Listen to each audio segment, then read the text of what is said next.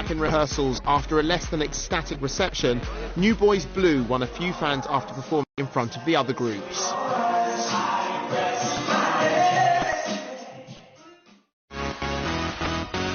So later on, it was all down to the boozer for a catch-up.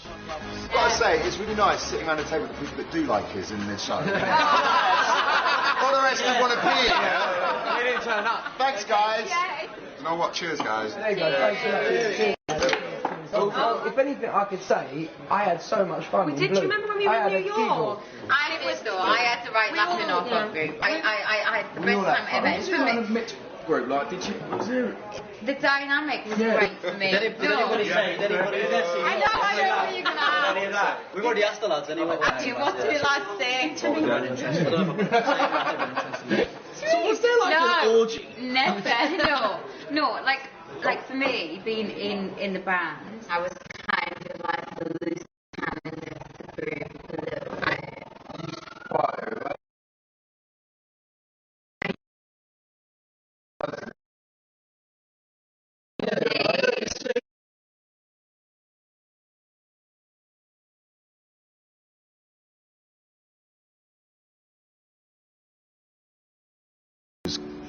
Bad and wrong. And it wasn't until I was in the band, being around other gay guys, understanding that actually you can be gay.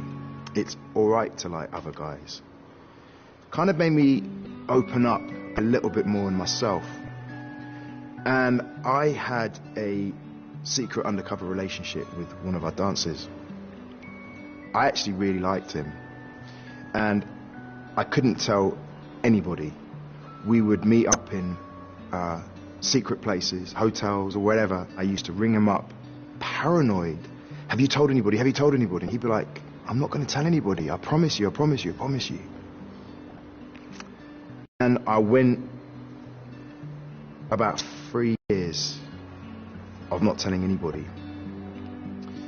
The whole time I was still confused about my sexuality. I was still sleeping with girls. And he was in love with me. And I broke his heart to the point where he couldn't be with me in that way anymore and ended it. And it was at that moment when he was gone out of my life, I realised about myself. But being a heartthrob in a boy band with a legion of female fans, he wasn't ready to admit the truth. I wanted to still be kind of known as Duncan James from Blue, the heartthrob, the ladies' man. And if anybody ever used to say anything about me, I think he's gay or something, I would get this panic inside me, like, oh my God, do they know something, has somebody said something?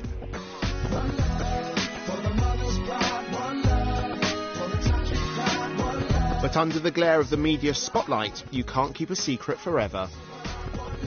I was outed by the news of the world. I was so frightened. I actually had to leave the country. I couldn't even be in the UK. And actually, it was a really minor thing. A lot of people was like, oh, I always thought you were gay, or I always thought you were like that. The secret was finally out, but his world soon changed again when, with excellent comic timing, his ex-girlfriend brought some rather unexpected news. Crazy enough, 2 months later, found out I was going to be a dad.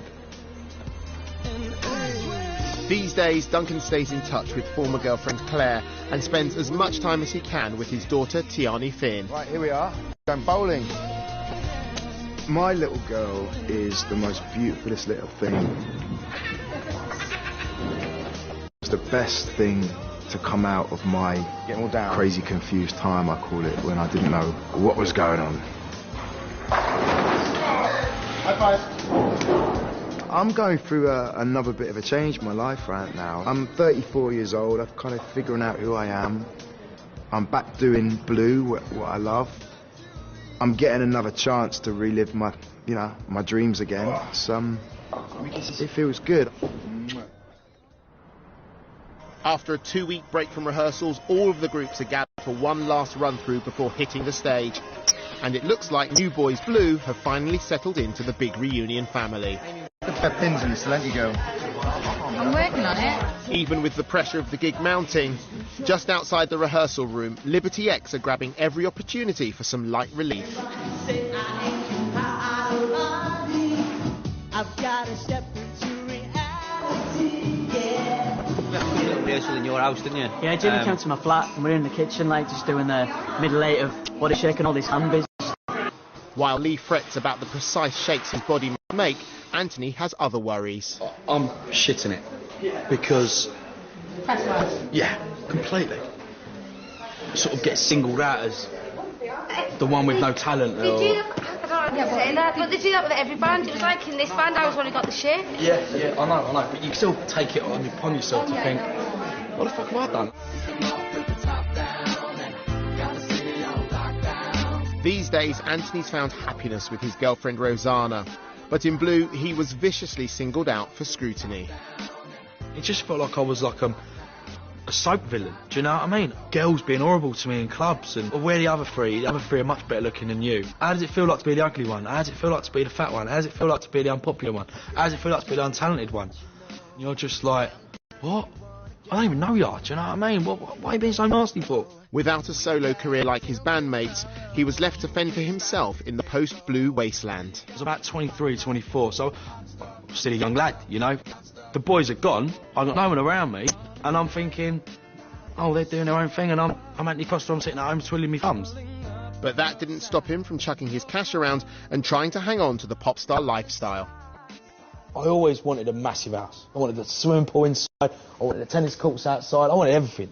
I thought, if I'm going to live amazing. I had a great time for 2-3 years in that house. I had parties, I had everything. But I couldn't afford it. It was like 6-7 grand mortgage. I was spending beyond my means, mate. The reality is you make so much money for the people above you, and you see nothing. I think we saw about 200 grand's worth, and we made these people just under 80 million pounds in 4 years. And then I remember having a phone call from my accountant going, you owe 600 grand to the tax man. What?